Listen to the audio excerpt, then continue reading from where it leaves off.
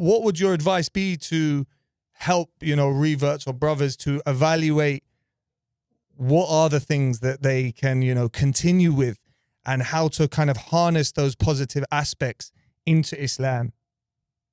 I would say to the revert, more important than anything is to keep Allah's name and mentioning of his name on your tongue, meaning supplicate, Mm. because this actually becomes more of a powerful weapon for a revert who hasn't learned Surah Al-Fatiha, hasn't really learned, Shurut al-Salat and all of the things that helps them adhere to the first obligation after the Shahada, which is the prayer. But Mm. educate, a revert to constantly ask Allah to make this journey easy for me. Yeah. Ya Allah, protect me from, those who may want to lead me astray from this guidance. You know what I'm Yeah. saying? So on and so forth. The supplication of a revert is very, very powerful because it's Mm. like a newborn baby.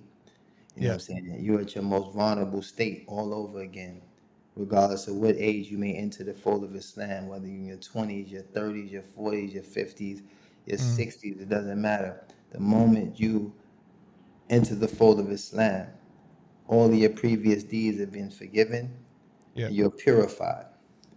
Secondly, I would say trust the guidance. Trust the guidance of Allah subhanahu wa ta'ala and trust the process that comes with that guidance. You know what I'm Mm. saying? Because to enter Islam wholeheartedly and sincerely means you've accepted the guidance of Allah subhanahu wa ta'ala. Now, it may be some things that influence or intrigue non-Muslims to want to accept Islam, but it's important for us who are already rooted in Islam and been Muslim longer is to get them acclimated with the inception of what just took place is that you have Mm. been guided. Yeah. You've been guided to this blessed deen of Islam. The Alhamdulillah. story of how you got here is just as important, but more important is that what led to that decision was the guidance of Allah subhanahu wa ta'ala, and trust that guidance. Know that Mm. Allah wants good for you in this life, and Allah wants good for the believers in the next life. And Allah Mm. never forsakes the believers. So this is a reassurance. I Mm. wish somebody would have told me this.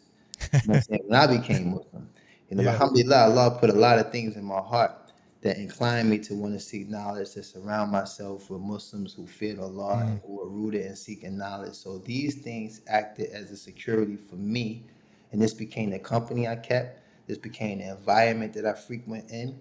So there wasn't really no room for me to straddle, or Mm. challenge with things that preceded, because I removed myself from that environment, from the people who frequent in that environment, and I became immersed in an environment that was for my betterment, you know. Yeah. So I would say definitely trust the guidance of Allah, trust the process that comes with that guidance, and more importantly, supplicate to your Lord, beg your Lord to make this journey easy for you, to purify your heart and your intentions, surround Yeah. you by people, who have your best interests, who fear Allah, who want good for you, who want good for the Muslims.